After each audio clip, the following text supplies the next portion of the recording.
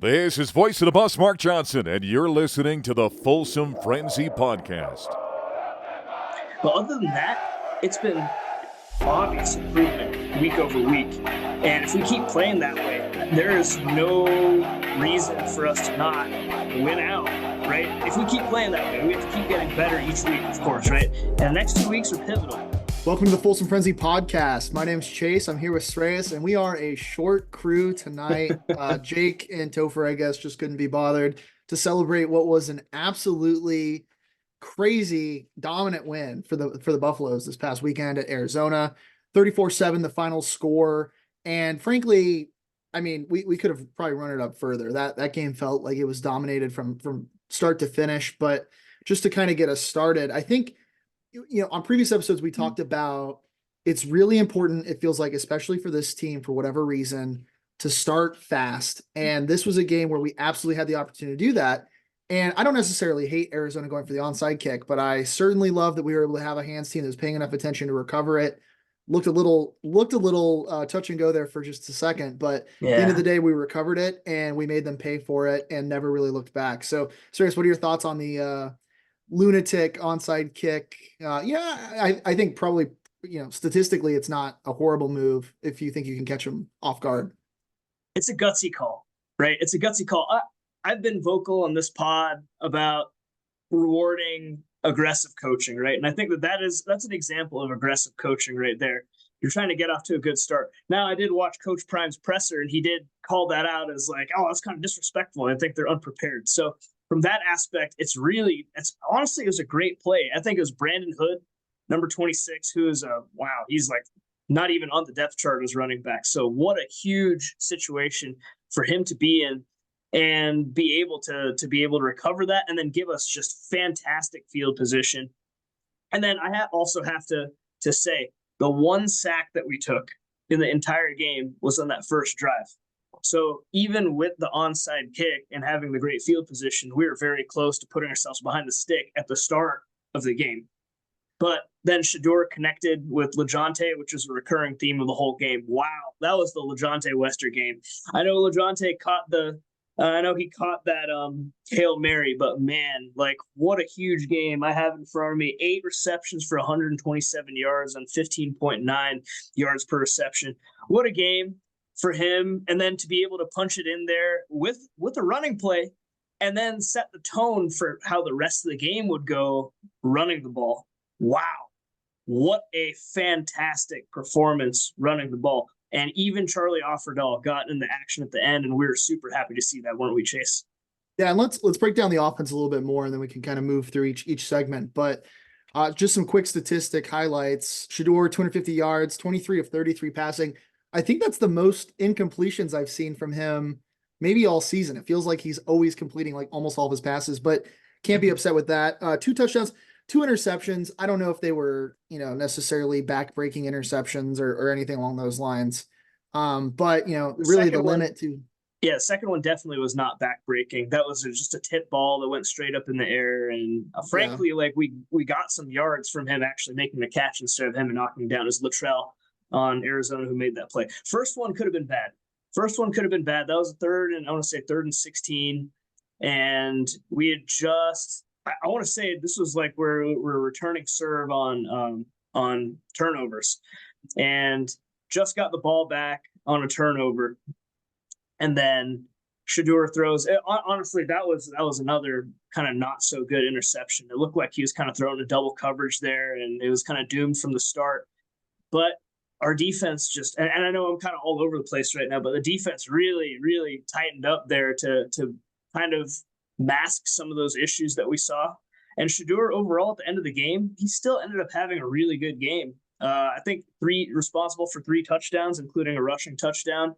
He had that great shovel pass to Draylon. I loved what I saw. It was a very dominant win. It was very reminiscent of the CSU game in a lot of ways, don't you think? Yeah, I do. And I think for me, this game was 3. Like it felt like, Travis is not 100%. That was really clear. And we'll talk about that more in just a second. But for me, this was a breakout game for 3 players. And we tweeted this from our account. And I feel really bad because I'm so in my head about how to pronounce this now that I know I'm going to pronounce it wrong. But Augustave, I think. They say Augusta. They say Augusta, but Augusta, still, I knew it. Yeah. Because we used to call him Augustave. And yeah. anyway, regardless, he's the guy. I think it's pretty clear at this point that he's the guy. He is a mean runner. He gets yards after contact. He had 14 carries, 53 yards, a touchdown. But more importantly, those yards are his longest run was 9 yards, but it felt like he was always getting 3 or 4 yards every time. And it is so important that you do that every time and that you're able to go find yards and give yourself better field position. And the Buffs did that. I thought, and it's amusing to me that Jake, decided not to show up to this podcast recording session, because I thought that was far and away Pat Shurmur's best called game by a mile. And the play design was really, really clever, to the point where, I know as a bit, I have been the Pat Shurmur guy, but we messaged in our group chat. We were like, is he actually designing these plays? Like, these plays are so creative. It almost it looked like the Kansas City Chiefs out there at times, where, and they didn't always work out, right? But the play calling was creative. It was a good balance. Your running game was setting up your passing game. It kept you from having Shedeur running all over for his life the entire game. And I understand that Arizona did not have the best defensive front seven that we were going to face this season, but overall, really impressive game. Like you said, good to see Charlie get in there, 7 carries, 53 yards, one of those being on a 39-yard carry. Dallin Hayden getting some carries, but 35 total carries. And Shedeur having positive rushing yards, not a fluke, not because he wasn't getting, it was because he actually used his legs and ran. And I was really impressed by that, especially finding that touchdown that he got on the ground. I think, statistically not his most impressive game, but he really was an all-around quarterback. And yeah, that interception was not great. The first one, the second one's not really his fault, but overall, I mean, that was a great game. If you're watching that game, I think his draft stock definitely went up from that performance. So, and Absolutely. then, sorry, just one more. LeJontay Wester somehow not getting a touchdown despite having 127 yards. He was everywhere. And I think Jimmy Horn, bleeding a little bit into special teams, but I made a note of this to bring this up. Jimmy Horn, not a super lights out game, two receptions for 9 yards on the receiving side, but really, really good on the punt return yesterday. And that, considering they were punting literally nonstop, that was pretty cool to see that even then he was finding a way to get involved. So in my opinion, lights out performance by our offense. The big question mark, and I'm curious what your thoughts are on this, Hank Zielinskis getting, I don't know if he was pulled or what that was there at the end of the third quarter. And I don't know if more's come out about that on Twitter. Yeah. If it was a confidence thing, snapping the ball when it was not being called for, kind of a messy performance, but as far as games for him to totally punt on a game, this would have been the one, I guess. Yeah, no, I did see that too. I don't know the exact circumstances there, but I do know that he had that really, really bad play that resulted in the turnover. Where I don't know. I don't know if he heard something or what was going on, but he just snapped the ball while, CU got an illegal shift on that play too, because no one was ready. No one was set. It was a mess. And I don't know if that was the impetus for it, because they didn't pull him immediately after that, but maybe that it's hard to read into how well Cash Cleveland, by the way, A+ name. It's hard to get a read on how well he actually played, just because the game was kind of already in hand at that point, which is fantastic. Like, I absolutely love to see us just kind of post to a win. No drama in the second half. We didn't have to deal with any Stanford or Oregon State or Kansas, nonsense like we have in the past. Like, that's just fantastic. So hopefully that game was a huge confidence booster for the OL, and two facets, right? One, you only let one sack, and that was on the very first drive, maybe the second snap of the game. And then, wow, 35 carries for 155 yards, 2 touchdowns on the ground. That's awesome. And I absolutely love what I saw there. How cool. I don't know if you saw the video, but if Buffs fans that are listening haven't seen it yet, Cash Cleveland's family watching, there's a video of it put on X or Twitter, whatever you want to call it. And really cool to see them, really excited to see, him getting into the game. And I also thought it was cool that Staub got, a chance to at least get in there and get a couple reps. I wish they had let him throw more, actually. I know they wanted to feed Charlie, and would have been great to see Charlie get a touchdown, but I wish, I'm not 100% clear on what we have there. And I don't necessarily think he's the plan for the future per se. But it'd be nice to get a better idea, especially in garbage time like that. I do wish we'd pulled Shedeur a little bit earlier, because if you remember, he took that pretty big hit on a third down play where he got kind of sandwiched. And it's just one of those things where that game was already in hand. Arizona had pretty much given up. It was clearly garbage time. And I know you want to get some stats and stuff like that. But I think it would have been more prudent maybe to pull him a little bit earlier. What a good problem to have, right? At the end of the day, I can't be too upset that, we didn't pull our quarterback, but looks like he was okay. It's just one of those things where I wish we got a little bit better read on what we have in Staub. But. Yeah.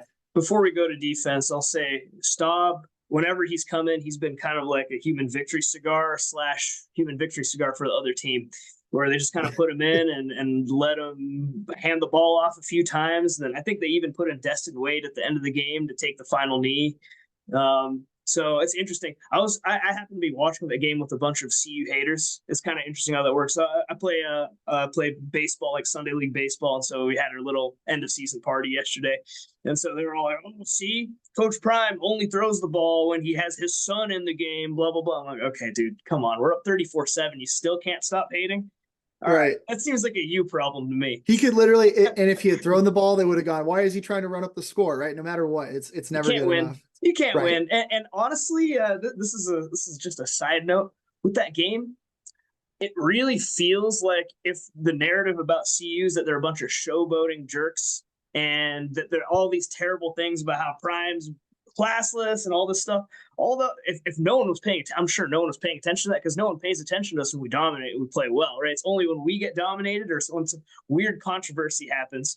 But in that fourth quarter, when we had the ball inside the red zone and they took the knee with Destin Wade on fourth down, I was like, see, that is a very classy move. That is the paragon of being classy and just saying, you know what, we're not going to run up the score. We're already up 3 scores. Like, we don't need to do that. And I wish we'd gotten Mott of the kick. We should have gotten Mott of the kick. It would have been great. Honestly, I agree. It would have been good to get him. It's good reps, right? Just get live reps. But I will say, we might be the first people to actually be talking about this. I don't know. I haven't been in the trenches, like looking at what everyone's reaction to that is. But seriously, that is unique. We even saw Dan Lanning last year when we played Oregon trying to run up the score at the end. So, they can do that to us, but then, now we have a kind of the shoe on the other foot. So I was happy to see that. And from our perspective, like, I don't think either of us or anyone on this pod or anyone who's actually been following this program closely really believes that there's any truth to any of that narrative, like some of the Athlon sports stuff that was coming out. But this is a prime example. It's a prime example of how this is a good culture.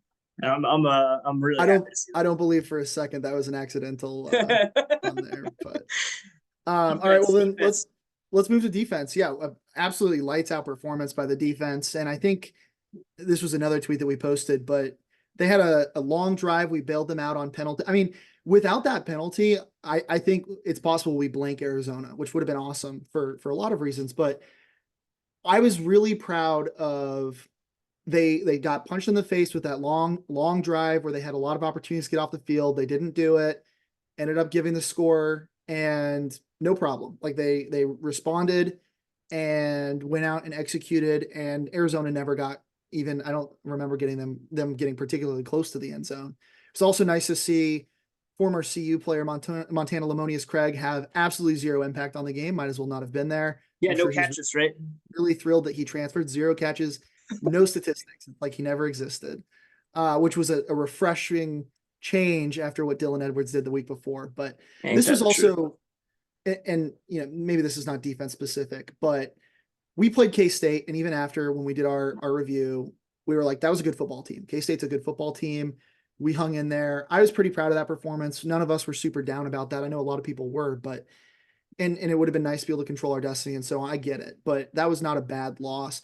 And to turn around and absolutely wallop Arizona on the road the next week and respond, like, I'm really proud of this program, really proud of the guys, really proud of our coaching staff. And there was clearly some adjustments, and Arizona had watched the film, you could tell. And one of those instances was they ran the screen. They tried to run a screen basically all game. And I would have too, right? If you had watched the film from Colorado, our defensive ends in particular, but really our defense as a whole, was biting really, really bad on screens. And so you would, any offensive coordinator that watched the film would be running screens. That was clearly a point of emphasis this week, because those guys were locked down on screens almost to the point where they were like overreacting, but it was awesome. It was good to see defensive ends immediately recognize the screen, right? Which is easy to do. And anyone, I played line in high school, so I know what it's like to, you're like, wow, that was really easy. Wait a minute. Like this is, this is a red flag should be going off. Right. Mm-hmm. And that clearly was happening because they would pull off and then go find the running back. And I think there was one where our defensive end was basically playing pass coverage on their running back in the flat, trying to get the screen pass. That was awesome. And, you know, a shout out needs to be given because people are always so negative when things go wrong, but never give the appropriate credit. I don't, you know, it doesn't feel like when things go right, especially on the coaching side and on this team, but that was really, really good to see that we knew what they were going to game plan for us. I'm sure I wish Topher had been here because he would have been going crazy about, you know, that is what good coaching does, is not only do you watch their film, but you watch your own film and you go, where are our flaws? Where are our weaknesses? And what are they going to try to exploit? And it feels like that's what we did. And, you know, maybe I'm getting a little carried away, but it really does feel like that was a really nice improvement. Warren Sapp's got these guys. Yeah. Warren Sapp's got these guys balling, man. Yeah. They really have been improving each week. Our pass rush was phenomenal yesterday. 7 sacks, right? And 2 of them came from Keaton Wade, who basically was making a season debut. I don't know if we had seen much of him at all.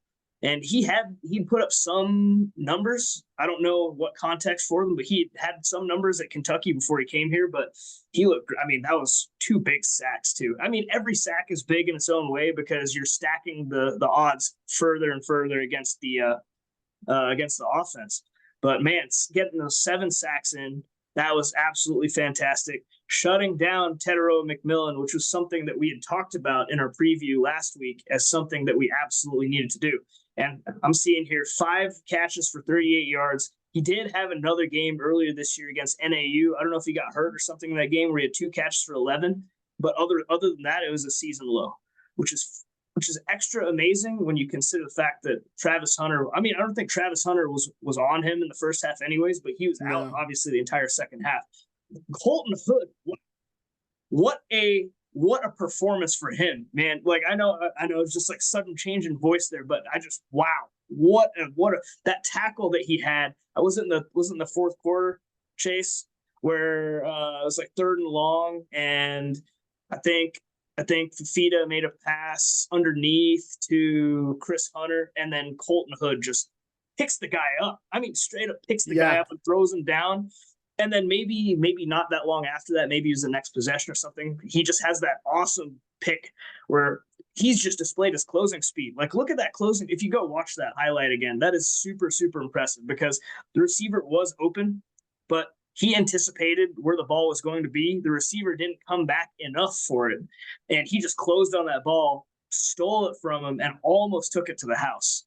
And that was another example right there of us basically leaving points on the table that we didn't need to because we ended up settling for 3 on that possession. But wow, shout out to Colton Hood for a huge game. Shout out to all of our linebackers and linemen. Frankly, you know, we didn't have one particular player in our front 7 in whatever rotations that we had that took it to the next level per se. But it was a group effort. They were really, really good. And then also Shiloh, wow, like honestly, that must have felt great for him to get back out there after the whole country was bagging on him for, you know, what happened against Kansas State. And we bagged on him. I mean, we bagged him. Yeah, we got. Yeah. So I mean, it was right. He bagged on himself. Yeah, he bagged on himself. Coach Prime bagged on him. So that was another great thing. If you go watch Coach Prime's post-game presser, he actually brings Shiloh out and makes him just answer some questions, basically like for that opportunity to not to rub it in anyone's face, but to be like, hey, man, I called you out and you stepped up and you had yourself a solid game and you deserve some love and your flowers for that. So, wow, what an amazing defensive performance overall. Like you pointed out, Chase, we're basically like one kind of busted play where Fafita scrambled for like 24 yards and I think we must have missed 2 or 3 tackles. At least. Yeah.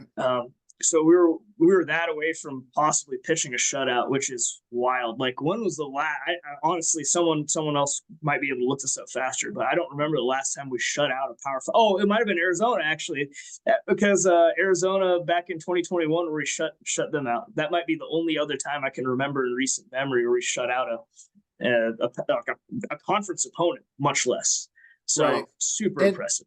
And I think, you know, you talked about the linebackers. We definitely gave the D line their praise, but I mean, how about the corners and secondary hitting hard? Like they were they were out there to lay the wood on people, and it was awesome.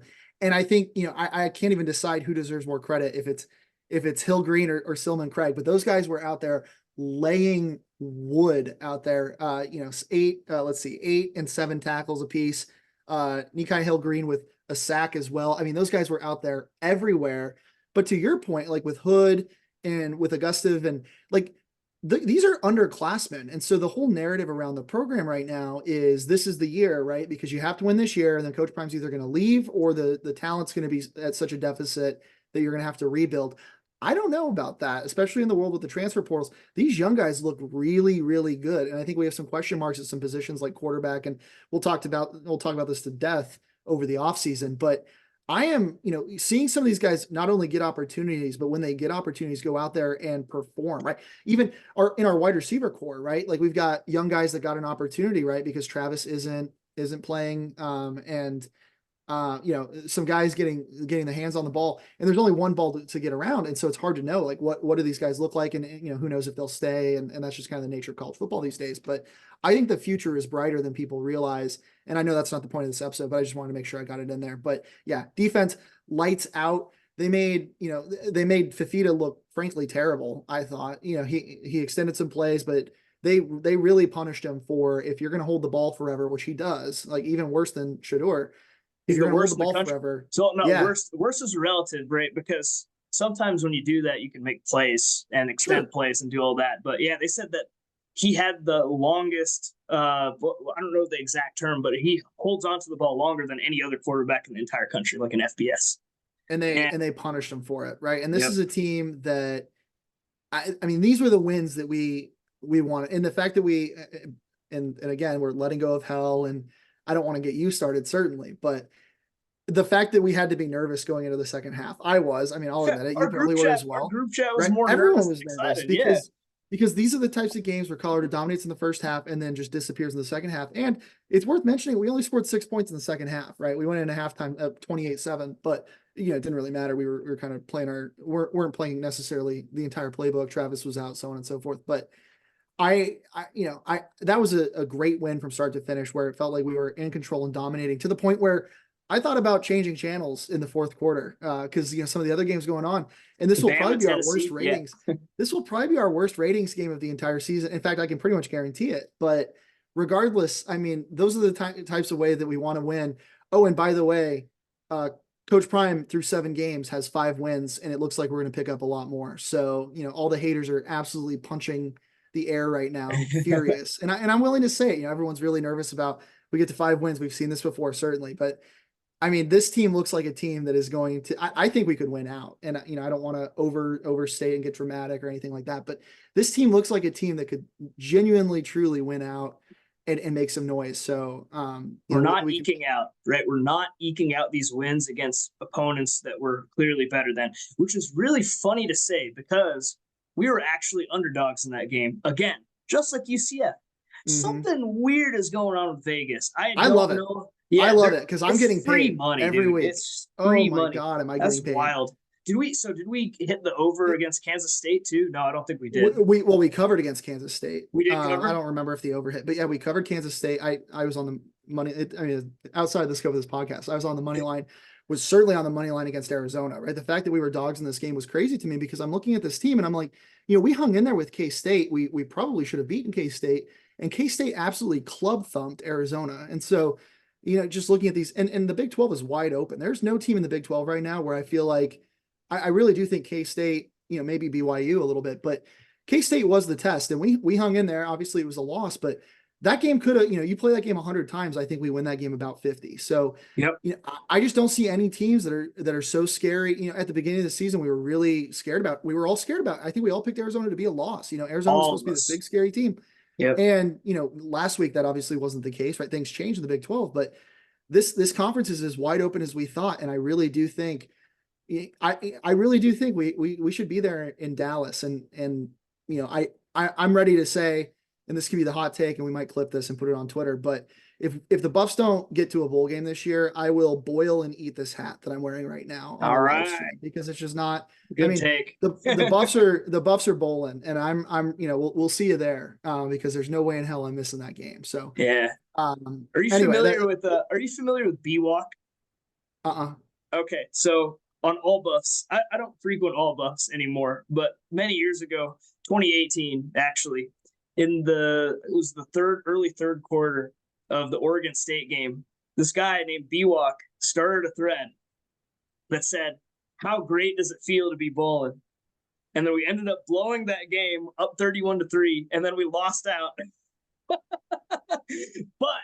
But this team, that's what we were just talking about. It's much more comfortable to make a statement like that about this team because they're dominating these opponents. Even that season, our 5 wins at the start of the season, okay, yeah, we beat CSU. Who cares, right?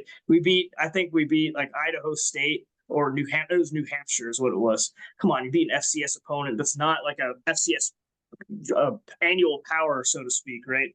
And then we barely beat UCLA and ASU, and somehow, like, okay, we're eking by, barely getting it through. This year, FPI actually just put us in the top 25, so we're number 24 as of right now in FPI.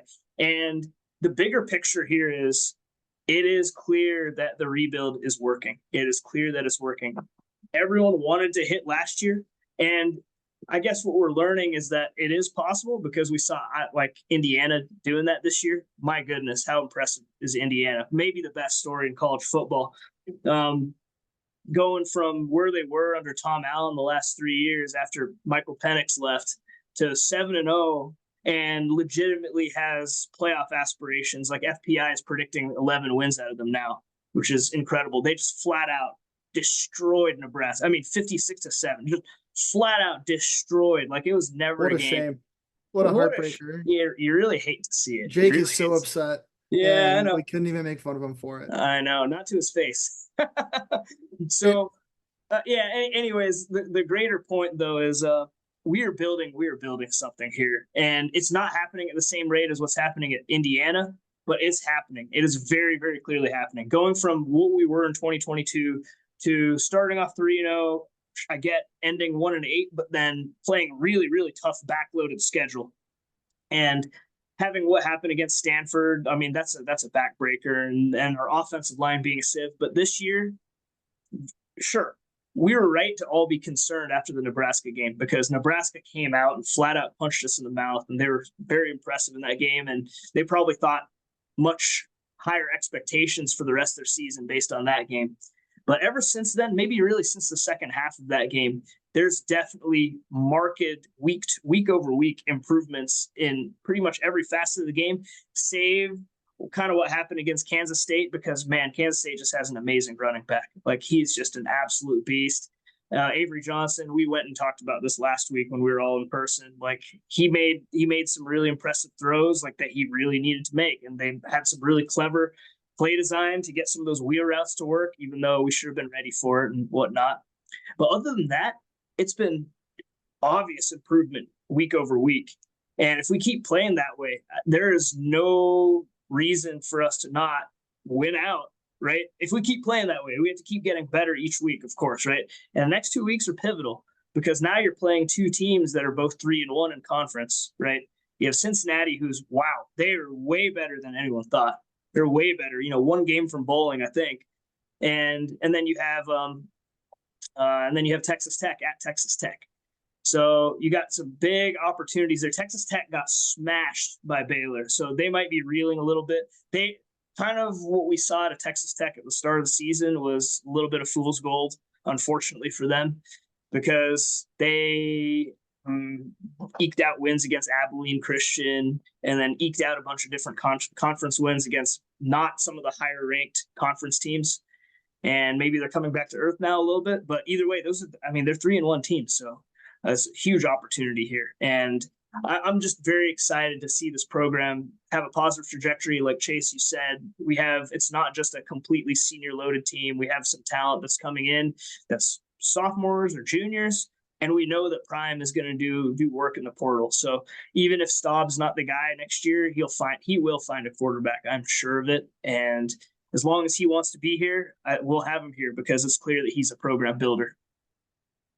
Absolutely. And honestly, I mean, the North Dakota State win looks awesome. They just beat South Dakota State last weekend. And so all these wins that we have, I mean, our schedule, Colorado State does not look like the worst team in college football. They pretty much dominated Air Force, and not that that's a particularly impressive win, but regardless, let's quickly run through the Q Wealth Management players of the game. Go to qwealthmanagement.com to learn more.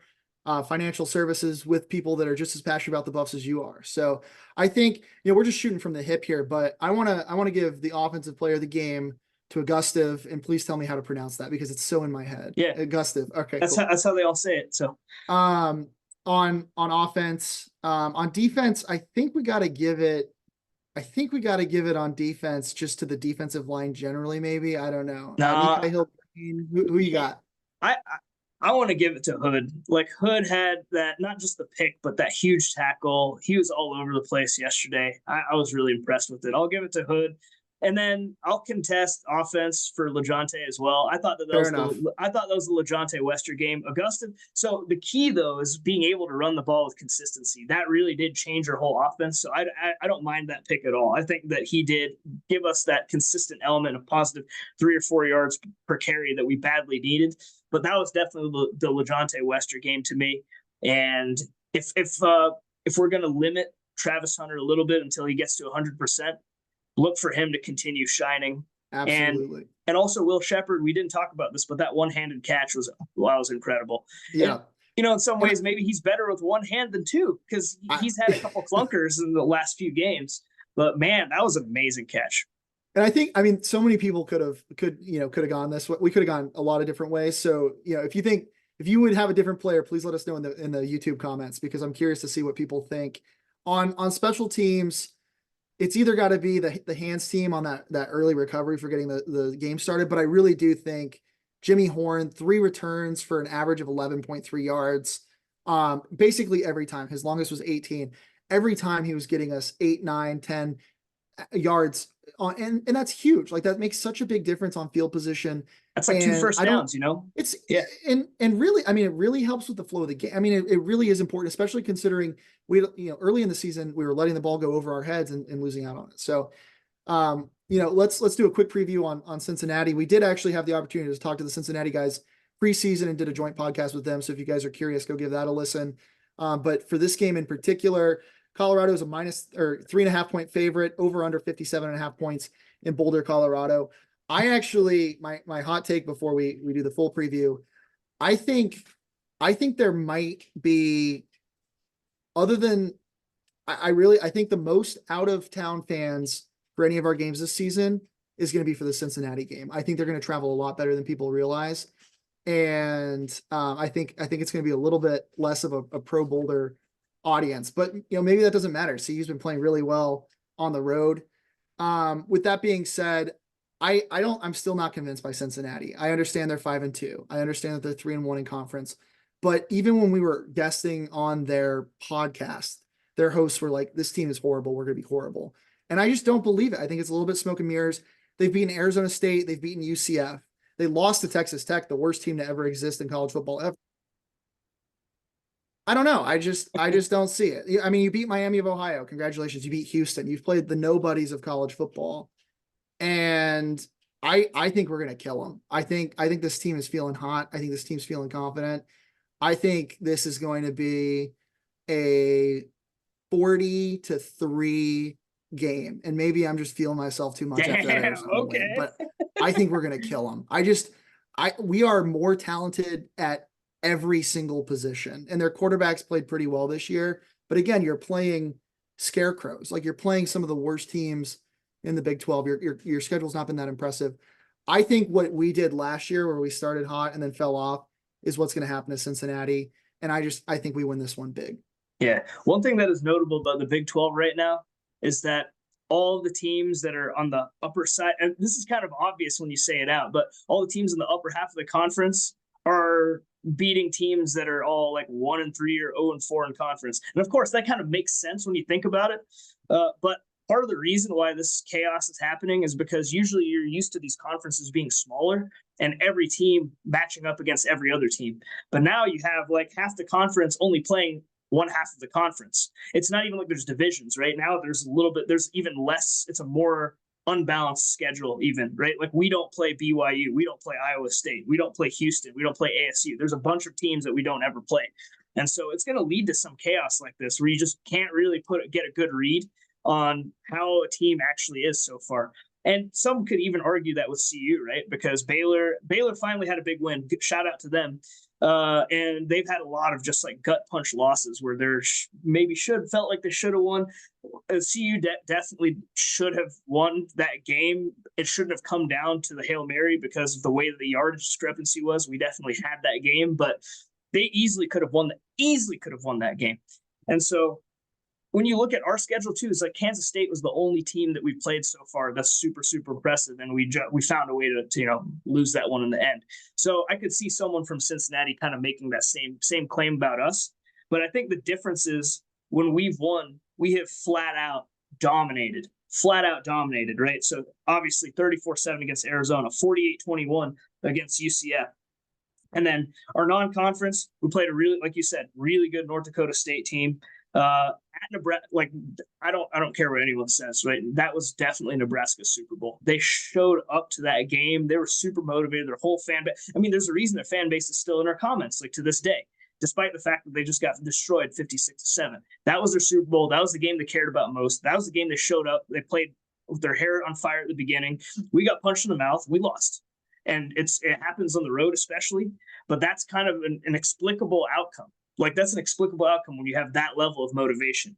And then going to Fort Collins and then stomping them out. Like CU has been very impressive other than that Nebraska game all season.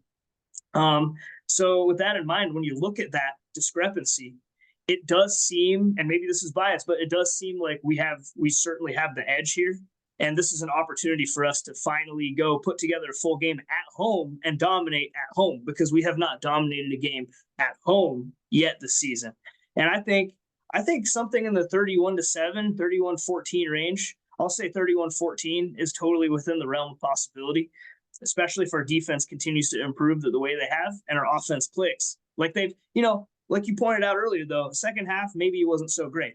But if we can get more of that consistency that we saw in the first half, maybe we don't even need a second half anymore. And that's the goal. So I'll take 31-14 Buffs. And that would be a huge game for us to guarantee a bowl game for Peggy, which is the whole point of the season, right? Coach Prime said that during our spring game, during the announcement before the team took the field. Like the goal of the season is to get Miss Peggy to a bowl game. And I think we have that opportunity to do that on Saturday, and it will be glorious, although very late at night when it happens. Absolutely. And there's no spaghetti with chili on top. So these Cincinnati kids are going to have a hard time trying to acclimate to not only the elevation, but the lack of absolutely garbage tier food that they like to eat in Cincinnati. So with that, we said it'd be a short episode, a little shorthanded. Thank you everyone for watching. Give us some comments. We're curious. We really do. We do read the YouTube comments, and we'd love to know, who you've got in this game. And if you feel like we picked the wrong QL players of the week, but great win for the Buffs. Really looking forward to this one, the late night game against Cincinnati and Folsom, and hopefully another great game, another great run from Ralphie, and the boys get it done, and we'll be bowl eligible next time we see you. So with that being said, let's go Buffs. Let's go Buffs, baby. Let's go.